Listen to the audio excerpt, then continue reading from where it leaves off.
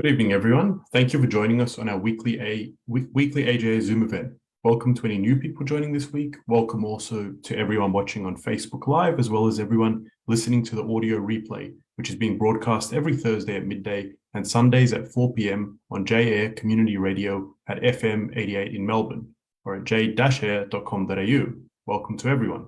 My name is Robert Gregory, and also on the screen is Dr. David Adler, President of the AJA, as well as our guest tonight, Suzi Smeed, a very special person.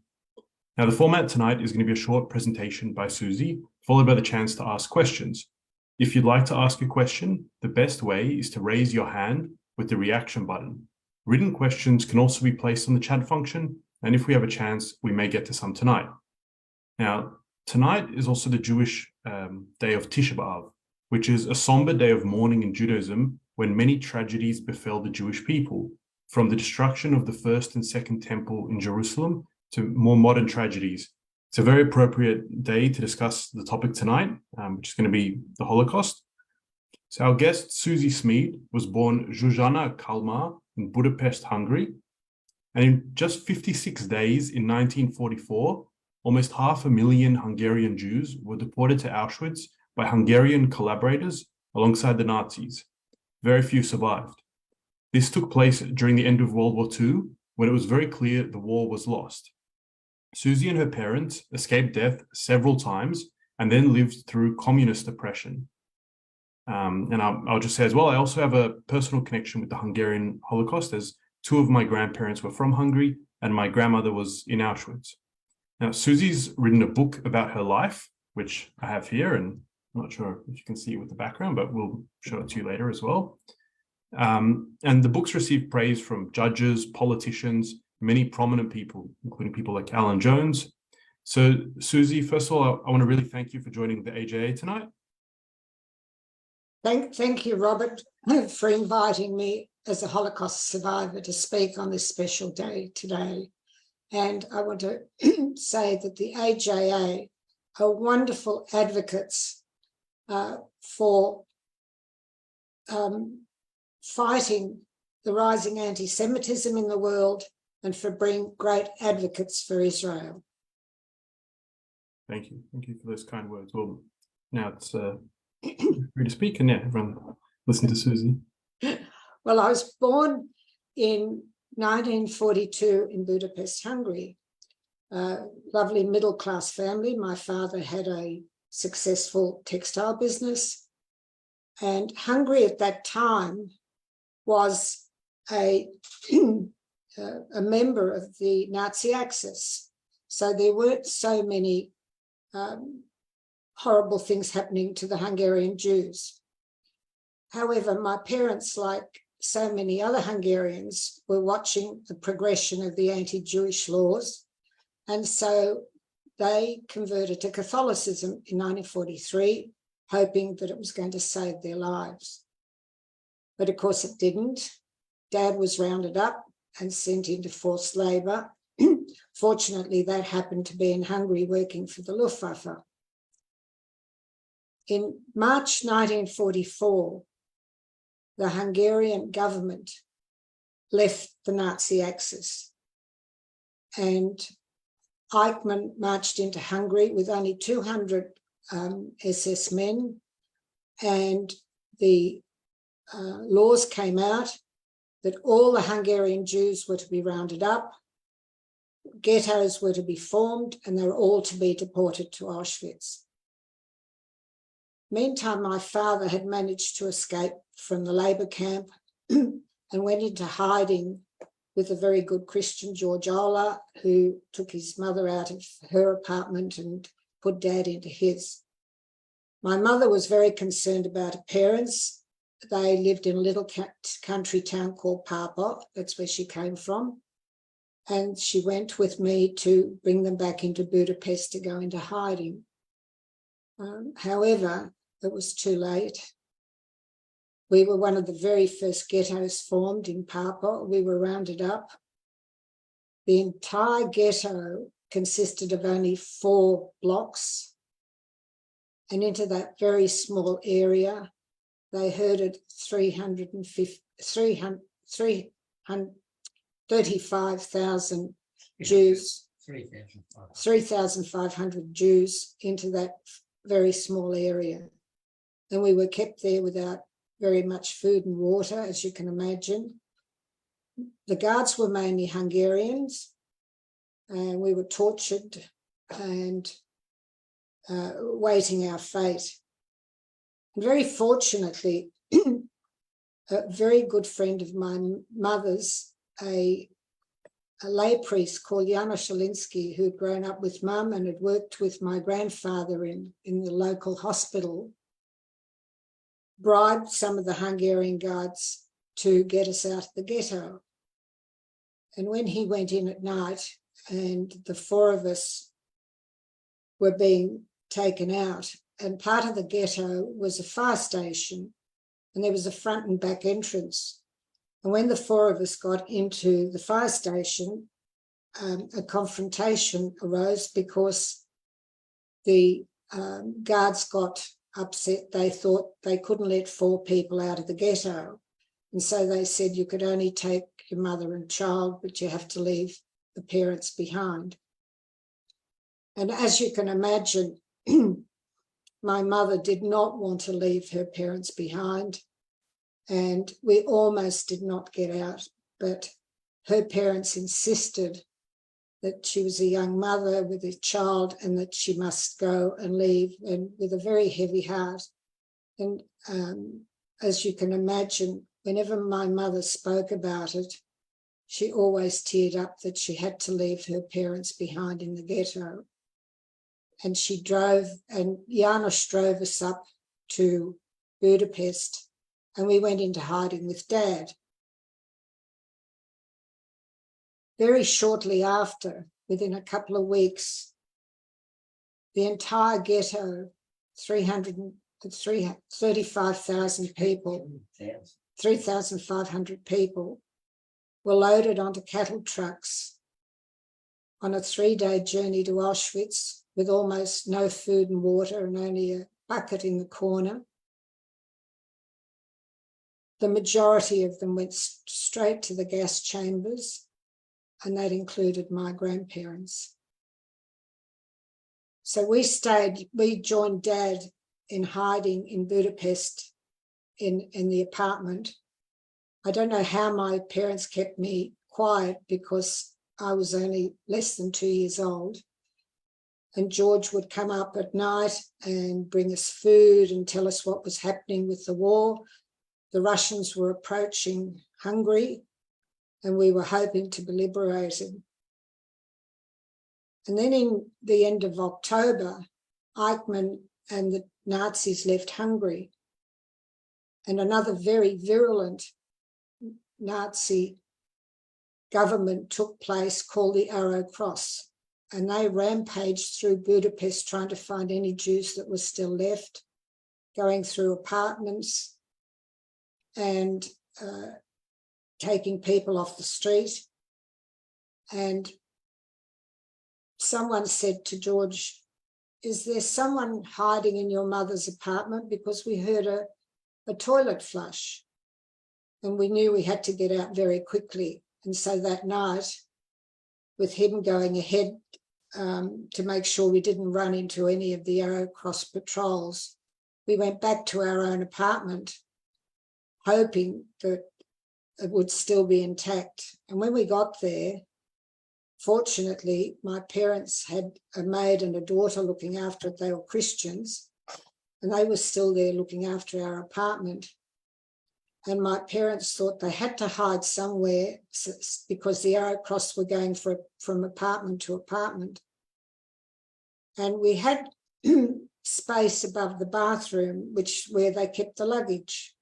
So they thought that would be a good place to hide. And so they asked the maids to go out and get some food from the town.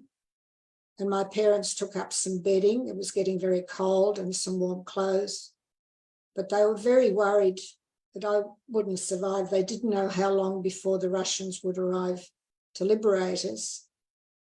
So they asked the maid to take me out to the country to where they came from with the family valuables and leave me out there till we were liberated. So my parents stayed up in the ceiling space most of the time in the bathroom. And I remember Dad telling the story how we'd go out on the ledge and take the snow off the ledge so they had water while the bombing was going on. And then in January, the Russians arrived and my parents could come into the apartment. And then not long after, the maids arrived back and they didn't have me, and they cried and said they couldn't reach where they were hoping to go because of the fighting. So they left me at an orphanage in a little town called Miskolc, which was about 100 kilometres east of Budapest. So my parents, of course, immediately, as soon as they could get some travel papers, set out on foot to go to Miskolc to see if they could find me. And Dad had to dirty up Mum and make her look rough because the Russians were attacking women on the streets. So they set out on foot, and outside of Budapest, they fortunately got a ride with a farmer on a horse and cart. And then on the third day, they're sitting on a train, and a lady studying them, and she said, "What are you Jews doing here?" I thought all the Jews had left this area, and my mother burst out crying, and she said, "We're trying to find my little red-headed Suzi. She was left in an orphanage in Miskolc." And whenever I tell this story, it really gives me goosebumps because the lady said, "I come from that town. I know that orphanage, it was bombed. And all the children were dispersed in the area. And did your little red-headed Zhuzhika have a jumper with her name embroidered on the front?" And my mother said, "Yes, that's how I sent her away." And she said, "Well, I know someone in my village that took in a little red-headed child like that." So it was great excitement. But of course, it wasn't quite that easy to find me, as I'd apparently been passed around to 7 different families. And then my family finally located me, and I was being hidden in a barn and a farm, and slept in the manger where they fed the animals. And from the stories my parents told me, most of my hair had fallen out. I was covered in sores and very dirty, but I still had the jumper on. So you can imagine the great excitement. And so my parents stayed in country town for a while and got strong again. We went back to Budapest, and my father immediately wanted to leave Hungary to go to America, but Mum was hoping desperately that her parents had survived and they would come back from the East. So Dad started the business up again, and then it was 1947, and someone came to my mother and told her that they'd witnessed her parents going to the gas chambers. So then there was nothing to keep my parents in Hungary, so Dad put in papers to immigrate to America. And he was called into the ministry, and they said, "Les, we see you have good connections in America in the textile industry. Would you like to represent Hungary?" And Dad said, "Yes, I'd be delighted." Being a communist country, they said, "Well, you must leave your wife and child behind." And of course, Dad was not prepared to do that, and he knew he was in trouble. So he came home and he said to Mum, "We must find a way to get out of Hungary." And so he found a young Russian soldier that was delivering mail from Budapest to Vienna and doing a little people smuggling. And not long after, a secret police who was a friend of my father's came and said, "Les, you've got to get out. I just saw a warrant out for your arrest. They're coming for you on Monday." So on Saturday night, we met the young soldier with one tiny bag. I was allowed a doll, and we were laid on the floor of a small van with 3 other couples with sacks of mail put over us, and we left for Vienna. And I was 6 years old at the time, and I remember that night very vividly. My father had a scarf over my mouth and was holding me very tightly that I wouldn't cry out. When we pulled up at the border, we heard the driver joking with the guards so they wouldn't come and search the truck. And so we fortunately arrived in Vienna. And we were very fortunate because we heard a few weeks later the truck was searched and everybody, including the driver, was shot. So we arrived in Vienna. There was a long queue to get to America. And we had a niece here in Australia who sent us some money. And we came to Australia on a converted cargo ship called the Ugolino Vivaldi. And when we arrived here, unfortunately, the niece died in the meantime. My father had the grand sum of £9 in his pocket, and we went to the Jewish board, and we were billeted in the back of a house in a little room, and Dad got a job packing boxes, and Mum got a job in a clothing factory. And of course, the first thing they wanted to do was learn English. So my father, in those days, it wasn't fashionable to have an accent. So my father said, how do I stop the child from having the Hungarian accent, you know? And so he was told to speak only Hungarian in the house to me. So I still have a good smattering of Hungarian. And then, of course, their major problem was me. I was 7 years old and I had to work long hours. And so someone suggested that they approach the Catholic Church, as we had Catholic papers, and they very kindly offered to educate me at a boarding school at no cost to my parents till my parents could get on their feet. And that was a very difficult time for me. 7 years old, I was the first bloody refo at the school and taunted, but I have to thank the Catholic Church for a wonderful education. So I heard stories about our time during the Holocaust in Hungary. I got Dad to tell me the story. I wrote it down. And when he died, I said to my husband, I'd like to go back to Hungary and do a little research on my background and family. And so we did that. And I had a friend there who did some work for me. And so we found the apartment and the business and the church. And then we went to Papa. And I only had one reference of a photograph as a little baby between my grandparents in the street. And then someone told us about an old Jewish gentleman who had managed to retrieve all the original lists of the 3,500 Jews that were rounded up in Papa. And we went to his door and I explained I was looking for the address of my grandparents and the ghetto. And he invited me in and he brought out this great pile of documents. And we went through names and names. And it was very chilling that I found our family name on this list to be sent to our death at Auschwitz. It was a very sobering find. I said to the gentleman at the time, these documents should be sent to somewhere very safe. Many years later, they were sent to Yad Vashem.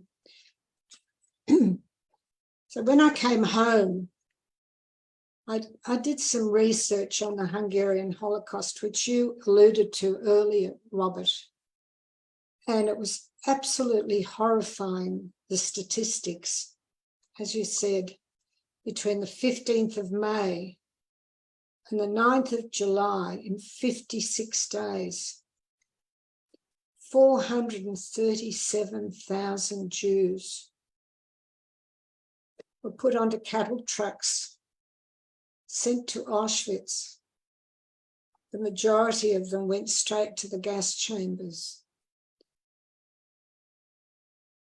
And when you look at pictures of Auschwitz, you see the gate and you see the railway lines running under the gate. Those railway lines were built specifically for the Hungarian Jews to be taken to the gas chambers. And those chambers and the crematorium were running 24 hours a day. They couldn't burn the bodies quickly enough. They had pits beside them burning 24 hours a day. And out of the 800,000 Jews in Hungary, 500,000 went to their deaths in a very short time. And as Churchill said, it was the worst crime committed in the whole of the history of the world. And I'd just like to read you a little bit out of my book.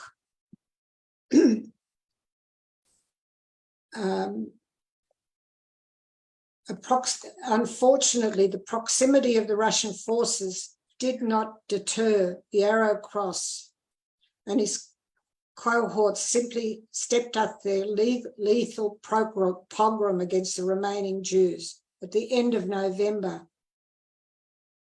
the Arrow Cross hoodlums and Hungarian gendarmes began forcing them into the ghetto, which was the very last ghetto ever built. This was in November, during the whole war, as the Russians were approaching Hungary. It is appalling to note that the Jews, as they were marched there, it was raining and cold, but the streets were lined with crowds of people, mainly women, who clapped as they went past, shouting abuse and reveling in their fate. These were not Nazis, just ordinary Hungarians. And the reason why my parents hid in their overhead space and the streets of downtown Budapest were a constant death trap for Jews, thanks to the marauding groups of Arrow Cross men intent on robbery and murder. Taking evil to yet another level, these people would pluck Jews from their apartments or off the streets and march them to the end of the Danube. There they were robbed, any gold teeth ripped out and their shoes removed. Sometimes they tied 3 together to save bullets and just shoot the heaviest. If you go to Budapest today, there's a beautiful memorial on that side of the Danube where there are 60 pairs of bronze shoes to memorialize where all these Hungarians were. 20,000 Jews were shot there between November and January. So that is just the most appalling story of the Hungarian Holocaust, that towards the end of the war, so many people were killed. Now, I have to say, on a happier note, as someone said, you have to look at the glass half full, not half empty. Out of the ashes of the Holocaust, we have Israel, a country to be so proud of. I love going to Israel.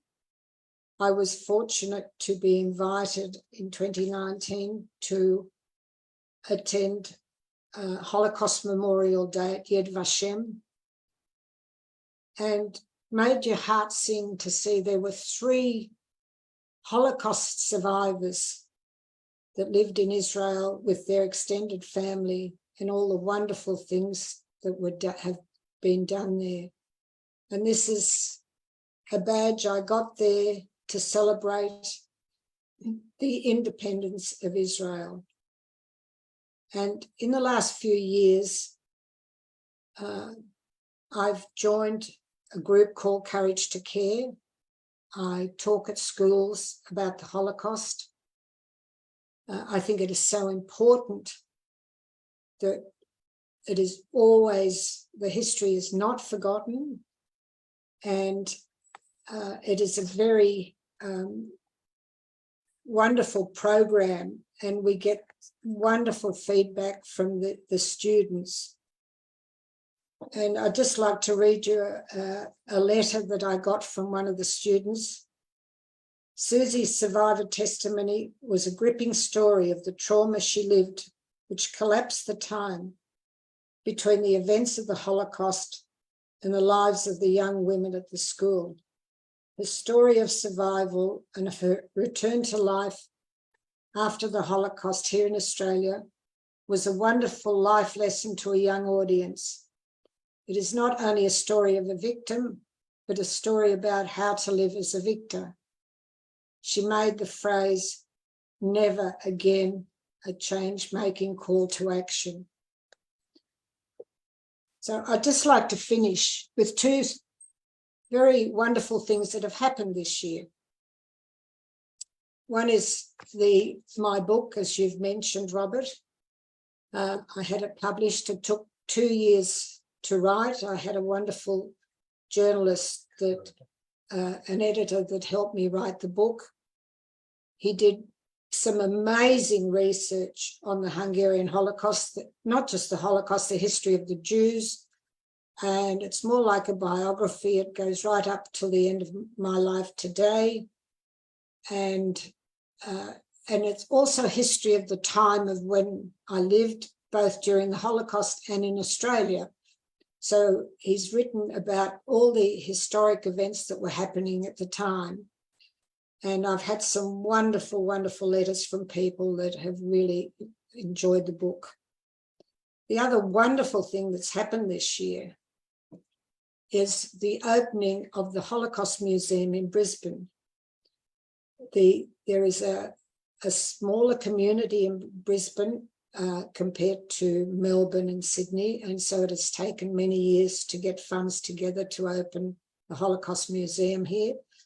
And Jason Steinberg, who's the president of the Jewish Board of Deputies, and his group have done an amazing job. The museum was opened on the 30th of June this year, and we would like everyone to come up, if they come to Queensland, to come and visit the Holocaust Museum, which is in the centre of Brisbane City. And when I walked in there the day before the opening, it's not a big one like in Sydney or Melbourne, but it's certainly a very moving one. And I did get tissues out when I walked through it. It was very emotional. So please come and visit our Holocaust Museum. And I'll just like to finish on the wonderful Israel's pledge, never again. Thank you. Yeah. Thank you so much, Suzi. That was an amazing talk, and you're an amazing person, and it's really important for everyone to hear this. I've bought your book, I've read it. And did you enjoy it, Robert? Of course, yes. And I've interviewed you previously. Yeah. We do have some questions to ask you, and if anyone has any questions, please do raise your hand, and we'll get to them in a minute. We'll just quickly have an update from David about what's happening next week, and then we'll go to some questions. Thank you, Robert. And just before I do the update, Suzi, I'll be in Brisbane at the end of August to speak at a conference, and maybe we can catch up and have a look at that museum. Oh, that'd be lovely. Well, actually, I'm going to Melbourne at the end of August to talk at the Samuel Griffith conference. Well, we'll see if the dates you're there. If the dates fit or not. We'll talk afterwards. Yes. And your compliments about the establishment of Israel and the importance of Israel, I think coming from a survivor, that is very, very powerful, because one of the roles of Israel is to act as a sanctuary for Jewish people. Of course, during the Holocaust, there was no Israel. There was no place that the Jews could run. And we know now that if things turn badly, if, for example, anti-Semitism in a place like France was to become intolerable, the French Jews potentially have a place to go. So on Tisha B'Av, it does cause us some distress that although there is internal political conflict in Israel, we see a number of Australian Jewish associations, a number of Australian Jewish groups publicly criticising Israel. Now, whatever you think of the politics, there used to be a very important principle, a very important ethic, that if you're in the diaspora, you don't publicly criticise internal political issues in Israel. But you will see a number of statements, including released yesterday and today, that breach that principle, but you will see no such statement from AJA. We continue to honour that principle. Could I just make a comment here, David? Go for it. Israel is the only democratic country in the Middle East, and if people want to disagree about something in the government, they are absolutely free to do so. Sure. We should not criticise that. I think it is, Israel is the most fabulous country. I mean, I wish more people would go and see for themselves what they've done in Israel. Every time I go back, I just feel so proud of what they've achieved there. And I remember in 1986, I planted a tree for my mother outside Jerusalem on a very bare hill. Now I can't even find the tree. There are trees everywhere. There are vineyards everywhere. Yeah. I won't go on. It's you talk, sorry. Okay. Now I'd better do the quick update or I'll get into trouble with Robert. As we do every week, at the end of the event, if you're not yet actively supporting AJA, please go to the website jewishassociation.org.au. Make sure you've subscribed to the email list. If you're not yet a member, you can apply for membership. And of course, any donation would be more than welcome. We do need that sort of support as well. Next week, we have another very special guest. We'll be talking about the UAE following the Abraham Accords, and we have the president of the Jewish Council of the Emirates, Ross Creel, as our guest next week. And as you know, AJA supports the Abraham Accords. So questions now, Robert. Yes, yeah, just before we go to questions, I just wanted to ask one of my own and emphasize a couple of the points you made. And I think it's really important that all these points you mentioned, that the Holocaust in Hungary was carried out when it was very clear World War II was lost for the Nazis. It was well into the war. There was no Hungarian resistance to the German invasion in March 1944. Not one bullet was fired. And as you correctly mentioned, Adolf Eichmann came to Hungary with only 200 SS men.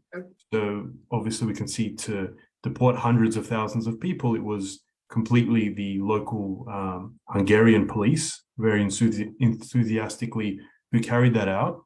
And you mentioned the days in Budapest with the Arrow Cross.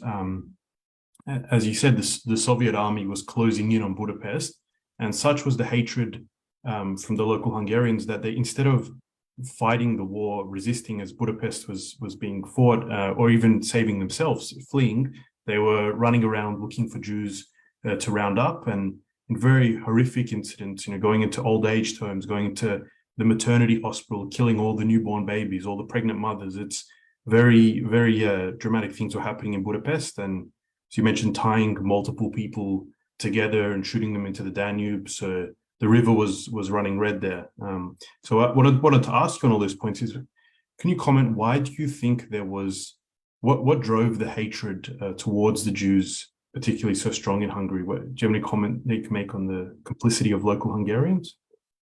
Well, I think Hungarians were the Jews were successful. The Jews had this is what I really cannot understand, because the Jews in Hungary considered themselves Hungarians. They didn't consider themselves as Jews. They were very assimilated. I think probably at the end of the war, towards the end of the war, things were going badly. There's nothing like propaganda to get people. We've seen it in many countries where you can stir people up by propaganda. You tell a lie long enough, often enough, people will believe it. I really, I really cannot understand. It still eludes me. And, my father used to say, when before the war, he would go into the coffee shops and sit and have coffee with both Christian and Jewish friends and talk, and everyone was good neighbours. And it beggars belief. I wish I could explain it. And even today, there's been a Holocaust museum built in Hungary that is not open because they don't feel it really tells the true story of what happened during the war. And I remember when I went back to Hungary 20 years ago, when I was 60, and my husband and I went to a museum about Budapest, the history of Budapest, and we had to really look and find anything about the Holocaust. So, which is interesting because other countries, well, not all countries admit to their complicity about the Holocaust, but Hungarians certainly suppress the truth. I really don't know, Robert. Yeah, I mean, that's correct. The Hungarian government has certainly whitewashed its role in the Holocaust. Absolutely. They built a memorial, which was an image of Hungary, of the Archangel of Hungary being attacked by the German Eagle, as if they were the victims. And as you mentioned, there was a Holocaust museum was planned and built in Hungary, but never been opened. It hasn't been opened because the Jewish community is boycotting it because it doesn't. It tells the wrong. Tells the truth. Yeah, it tells the Hungarians victims. Yeah. All right, we'll go to some questions. Anthony Cohen, you're first. Would you like to unmute and ask your question? Thank you, Suzi. As a Holocaust museum guide, I'm aware of the difficulty of survivors telling their story. It must be very difficult, but thank you very much for your efforts tonight. Kol hakavod to you for that. Thank you. From my experience, I can say that it's worth it. It's one way to teach them. Well, the question I have to ask you is, Lawrence Rees in his book, The Holocaust, said that it couldn't have occurred without the full support, enthusiastic support of the German people. Would you say the same about Hungary? Well, as you've heard, yes, very much so. It's a mass formation, I don't know, syndrome and propaganda. I mean, as I said before, you tell a lie, but there's always been anti-Semitism. I mean, in my book, for instance, it goes through centuries of anti-Semitism, but not just in Hungary, but almost any other country. We've always been displaced people. I think because we're a proud person, we do not give up our beliefs. We believe in our God and our faith, and I don't know whether that has something to do with it. I don't know, but and I must say, it's interesting you said about how hard to tell your story. Doesn't matter how many times I get up and talk, I still get nervous. Even when I talk to the children, to the schools tonight, any interview I do, I spend the day with my tummy in a bit of a knot, I must admit, telling my story, because it brings back memories of my family. but thank you for being a guide in the museum. I think that's wonderful of you. And isn't the museum a wonderful space, a wonderful memorial to the Holocaust? Museums are really important, and yeah, what both you do really is. And a few weeks ago, we had as our guest Ephraim Zurov, probably the world's leading Nazi hunter. And what he was saying, Hungary is obviously not unique. In the Baltic states, in Lithuania, Latvia, Estonia, obviously Ukraine is quite famous. There was a lot of enthusiastic collaboration with the Nazis. So it's really not unique to Hungary, although it was very bad there. And the next question we've got is Joe Weinstein. Would you like to unmute and ask your question? Thank you, Robert. Suzi, first of all, Hello. thank you. You mentioned never again. Yes. Of course, I know what that means. Yeah. And I also seem to think that this should be a phrase by the nations of the world to Jews rather than us. What does that mean to you? Never again. The strength that we've gone from people that we let ourselves be pushed around. We're never going to be pushed around again. We're never going to be subjugated. We're going to stand up for our beliefs. We have a country where we came from. We've got strength, and we will never let the world suppress us again. And I think it's a most wonderful pledge. I just love it.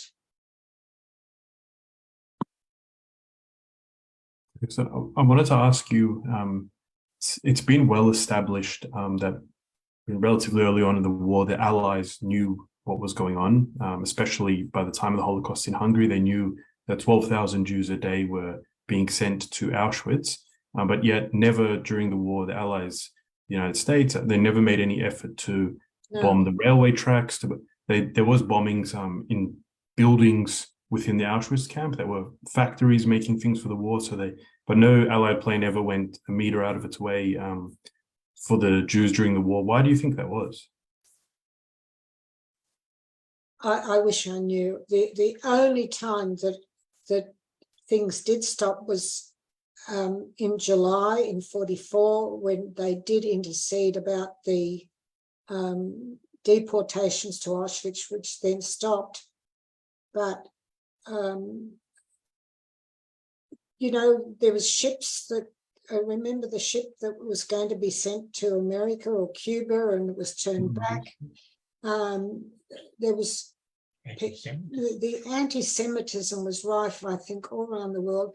I think people were frightened to take in people, but I cannot understand why they never bombed the railway tracks to Auschwitz, and I know that the people were desperately waiting for the Allies to do that. I wish I knew, Robert. Could you answer that one? Because I think it's more of a rhetorical question. I think yes, I would say the same thing as you. Yeah. Next up, we've got Ron. Would you like to ask a question? Thank you so much, Suzi, for your very moving story, which I was very touched to hear from you. Today, I feel that Hungary is a bit of an anomaly. On the one hand, its opinion polls show it to be one of the most anti-Semitic countries in Europe. And also, on the other hand, anti-Jewish assaults are almost unheard of. On the other hand, it's the most supportive country of Israel in Europe. How do you explain all these contradictions, and what is your feeling today about Hungary? Look, I can never have hatred or something for anybody because it's such an individual thing. I think it's wonderful that the Hungarians are supporting Israel. It's quite a conundrum, I suppose, that they're doing that, and there isn't any attacks on Jews in Hungary now. I think Viktor Orban is a strong leader, and possibly, I don't think there are many Jews left in Hungary actually anymore. But I think he's doing a good thing for Hungary at the moment. I can't explain the what has happened in the two conundrums that have happened there. I would go back to Hungary today to see what it's like. I don't think I'd feel frightened there, that's for sure. And there's a beautiful synagogue still there in Budapest that I think is still very much looked after by the Hungarians. So I can't really answer your question, I'm afraid. I've had it put to me that perhaps the reason is both Hungary and Israel don't get on too well with the European Union. So it's a that's a good. it's a good, yeah. I mean, that's a way of Hungary sort of, Well, they are keeping they keep out, illegal immigrants into Hungary. So they're keeping Hungary safe.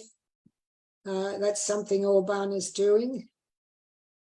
So, I wanted to ask you, Suzi, we've seen an increasing use of the slur Nazi, the slur anti-Semite to describe anyone with views that aren't politically correct. We've seen women's rights activists labeled like that. There was even a pretty shocking attempt to label yes, in Melbourne. yes, the AJA as anti-Semitic. So what are your thoughts on the misuse, the overuse of these type of slurs of Nazi, anti-Semite? It makes me incredibly angry. Absolutely. It's got absolutely nothing to do, with what has been happening. And I think people use this as a misnomer and to get people riled up. And it is so wrong. It's just, it makes people feel that they're doing something right, but it's a terrible use of to attack people when it's got absolutely nothing to do with what Nazis did. Absolutely nothing. And that attack in Melbourne against that female politician, I thought was just disgusting. Yeah, well, AJ has been saying the same thing, so it's good to hear you on board. We'll go to Alan Friedman with the next question. Thanks, Robert, and thanks, Suzi. Suzi, Germany has accepted its role as the primary driver of the Holocaust, but what about Hungary? Have they expressed remorse or done anything to repair, at least morally repair some of the damage that they did? Not that I'm aware of, none at all. I'll tell you a little interesting story about the Germans, though. My father put his hand up for restitution, being a forced labourer many years later. And because he had, in the camp that he was in, he told people not to work so hard, and he was taken out in front of the camp and tied up as punishment because they thought that he committed sabotage. When he put his hand up for restitution to Germany, can you believe they sent back a letter to him that as you committed sabotage as a forced labourer, you are not entitled to any restitution. But Germany, I agree, has put its hand up, and they do teach children in the schools there about the Holocaust. Whereas in many of the European countries, as Robert said, they tried to whitewash it and say that they weren't complicit at all. And the Hungarians certainly have not put their hand up in any way to admit complicity, and they were very complicit. Let's go to Saul. You're next. Could I ask you, Suzi, the kind of anti-Semitism in Hungary, was it like the German anti-Semitism, shall we say, that goes back to the time of Wilhelm Marr, where no matter what you do, no matter what you say, no matter what your beliefs are, no matter if you convert, if you're a Jew, if you were a Jew, you are a Jew? With the Hungarians, if, say, you converted to Christianity, were you then regarded as not a Jew? for you. What you said about your parents leads one that there is something like that there, which distinguishes it from German anti-Semitism. And another question just on the side, your liberators, the Russians, how did they treat the Jews?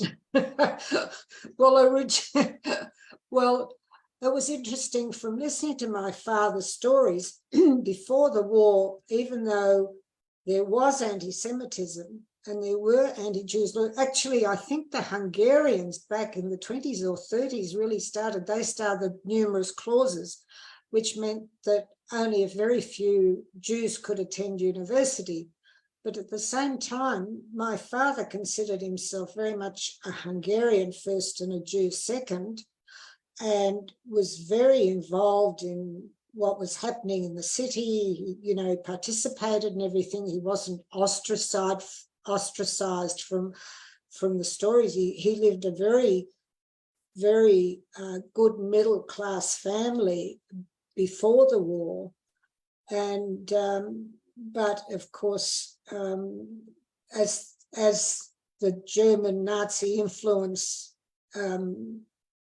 grew during the war, there were more and more anti-Jewish laws enacted, and of course, so many people, even though, as you say, converted to Christianity, it didn't save them, because once you're a Jew, you're always a Jew in the Nazis' eyes. And so, of course, what was the second question? I'm sorry. We've put him down the track. We'll try to figure that out. Right. Rod, you're next. Hi, Susie. Thanks for your presentation. Oh, Just wondering, did any of your family stay in Hungary after the war in the communist era? And if so, what happened to them? Yes, I had a cousin that lived there. I think they didn't have a particularly good life. If you didn't join the party, I think you were certainly, I do remember visiting a very good friend's daughter, and I think they must have joined the party, and they had an apartment which all their friends told them how lucky they were. I remember visiting them. I think the Jews weren't treated harshly under the communist rule, from what I saw when I went back. I went back to Hungary twice, once during the communist era and once after the communist era, and certainly these Jewish people were living quite well, but I do think they became party members, although they wouldn't admit it to me. Yeah, that was probably the only way to get ahead. Yes, yeah. She was allowed, this friend was allowed to travel out of Hungary during the communist era with $50. I remember that. So she obviously lived better than a lot of the people that weren't communists. Yeah, I think life was quite hard for all under communism in Hungary. Oh, absolutely. I remember visiting a family of my first husband who had been middle-class business people, and they'd been thrown out of their lovely apartment. They lived in a room, 2 rooms with their beautiful old furniture. The water, the toilet was down the hallway. The place smelled of boiled cabbage. It was a very depressing scene, and they'd been a fairly well-to-do middle-class family before the communists took over. Let's go to Victor. Would you like to ask you a question? Oh, thank you very much. Susie, I'm sorry I came late. It's Tisha B'Av, and I was at Double Bay Chabad, right, watching a new movie on the subject. Right. So anyway, David's made reference to today's commemoration, but just to give you some other perspective, my parents-in-law escaped from Hungary after the Russians came, Right. but her grandfather was taken by the Nazis because he didn't believe they were going to do anything. And my wife's grandmother escaped with her daughter out the back door. Right.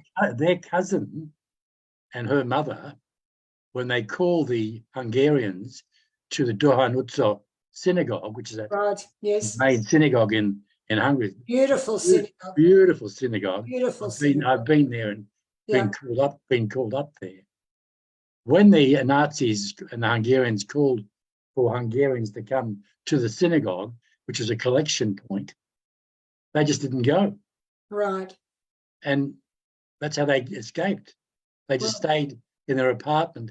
And fortunately, the cousin and the mother survived in their apartment, and they left for the countryside. So it's quite interesting. But we raised the question of the relationship of Hungary with Israel. Now, I just quickly looked up Google. Victor, you'd better get to your question. It's not a speech. Sorry, I was going to respond to the relationship between Hungary and Israel. But don't you think there's enough influence in the Hungarian community in Australia to have advanced the opening of a museum? And Orban seems to be predisposed to Israel. I don't know. I think the Hungarians here are busy doing things here in Australia, and I don't think they have that much influence on Hungary anymore. Well, I'll tell you one very influential Hungarian Holocaust survivor is Frank Lowy, and he. Oh yes, he did a wonderful job. He lives in Israel. Yeah. He did, yeah. He tried very hard to get some things done, but I think he hasn't even been able to find out what happened to his father in Hungary, who was killed in the Holocaust. So I know there's a movie, a documentary about Frank Lowy's life. Yes, I've seen that. Yeah, I think one of the wonderful things that he actually put up a cattle truck in Auschwitz. Is that right? He built one to show what it was like. He put them somewhere. We'll go quickly to Anne. You might be the last question we have. So two quick questions. Obviously, what happened during the Holocaust is an atrocity. I can also highlight the Hebrew slavery in Egypt from the Bible. Have the Jews ever lost their faith during this time of persecution? And how do you feel when the trans radical activists say that there is a genocide on the trans community, when the Jews, actually went through a genocide during the Holocaust? Two questions. Start again, please. The first one was there a loss of faith? Right. Even in the concentration camps, there was always services. I don't think the Jews ever lost their faith. I think that's one of our great strengths as a people, that wherever we go, we carry our faith with us, even if we're not religious. We are still Jews in our heart, and we will always carry that, and we are always proud of Israel, and we're always proud of our heritage and our faith. Yeah, on that very positive note, which I 100% agree with, I want to thank you so much for joining us tonight, Suzi. Incredible talk. I think I'd urge everyone to go and buy your book. Thank you, Robert. Where can people buy that? They can buy it either on Amazon or through the publisher Connor Court. Thank you. Yeah, I think it's very important, to hear directly from Holocaust survivors what happened. It's the most important thing to do. So thank you so much for joining us, Suzi. And hopefully we can. Thank you for having me. I'm a great supporter of AJA. I think you do an amazing job, and thank you for everything you do. Thank you, and hopefully we can do some more collaborations between you and AJA in the future. So just before we go, the L'chaim Show with Morris Klein is on now at 3ZZZ or FM 92.3. That's all we're going to have time for tonight. Apologies, we couldn't get to quite a few written questions I saw, but don't forget you can keep up to date with what AJA is doing. The best way is to join our free email list at jewishassociation.org.au, as well as follow us on our Facebook page, all our other social media we're on. But for now, we wish everyone a very good evening We look forward to seeing you next week with the president of the UAE Jewish community. So thanks again, Suzi, and thanks everyone for joining us. Thank Have you, a good night. Robert and Dr. Ad. Good night.